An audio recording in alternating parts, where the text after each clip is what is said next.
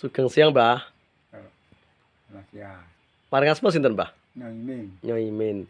Mbah, kula badhe nderek tanglep. Kan mriki niku perbatasan di antara kedua desa.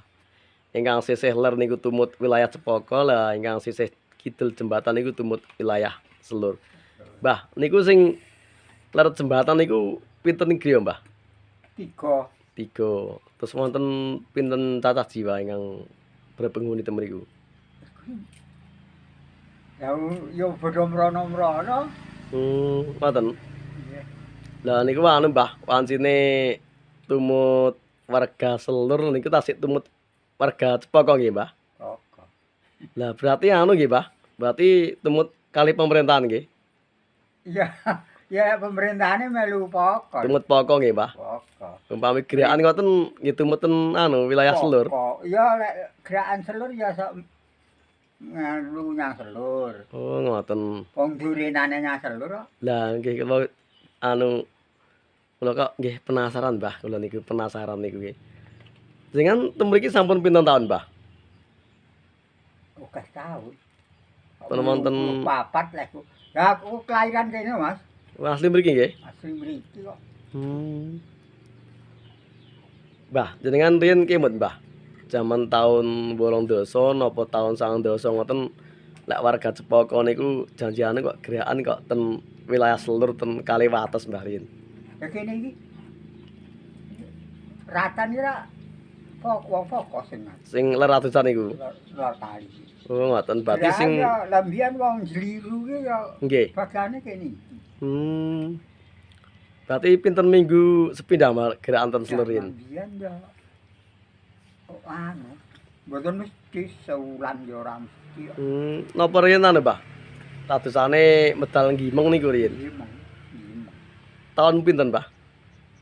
Lah kuwi sawit jaman lawas. Ngoten. Wong kuwi PUK kok. Hmm. Gimeng kene ra PUK. Nggih, wancine niku anu nggih, Mbah, medal ngimeng lurus langsung ten Cepaka niku nggih. Pokok. Lak seemut kula niku taun 88 niku lare-lare sekolah ten SMP PGRI niku nerabase ten Gimeng. Gimeng nggih, Mbah. Itu gimeng lek wong pokok. Kayak sekolahe wonten Selur Pelur. riyen. Mbah, jangan critakne, Mbah. Niku kula kok penasaran sing ler jembatan niku kan wargane tumut wilayah Cepaka. Lah sing kidul jembatan niku tumut ten Selur, Mbah niku. Pripun niku critane pripun, Mbah? Duka niku. Wong Nggih. niku ra lemah wong pokok. Nggih. Sing duwe niku ra wong Sloro. Nggih. Bareng anu gek ya anake ra ya salok omah rene. Ngoten. Ki ra wong sing duwe niki ra wong Sloro. Ngoten, Mbah nggih. Ya tunggalane Pak Mireng lho. Lah niku anu, Mbah. Lek RT-ne niku tumut pundi niku tumute? Jompong, Pokok nggih, Pak. Pokok. Ki wonten anu, pinten griya sing ten mriku niku? Kayak sak RT akeh ndong duka. Ya meh 40-an apa enak wae luwih malah. Sing ten mriku niku. Sing yang jompong. Sing ten Jompong niku. Beh, Yang krikil jompong kene iki melu nyang jompong RT.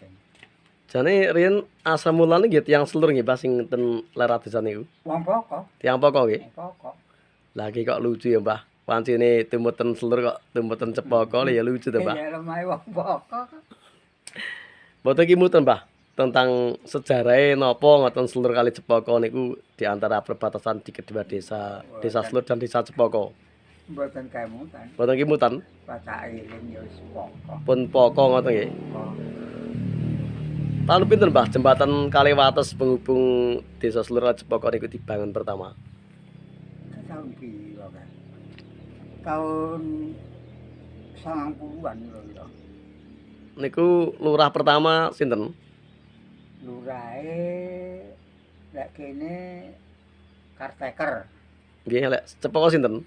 Pak Cepaka Pak Yatmo. Pak Yatmo, sampun Pak Yatmo nggih. Pak Yatmo. Jamane tasik dereng enten listrik ya, Mbah. Wono. Ange. Ki lek anu nggih, sonjo lek dalu ngoten nggih weteng ngoten beto senter napa beto napa Mbah taun sak manten. senter ya oncor. Hmm. Ya senter biasanya.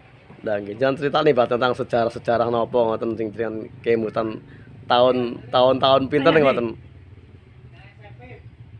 Daftar. Ora Daftar. ora ngerti. Walah nggih. Pira, nggih. Bu? Nggih, Mbah. Matur sembah nuwun. Sampun paring pirsa.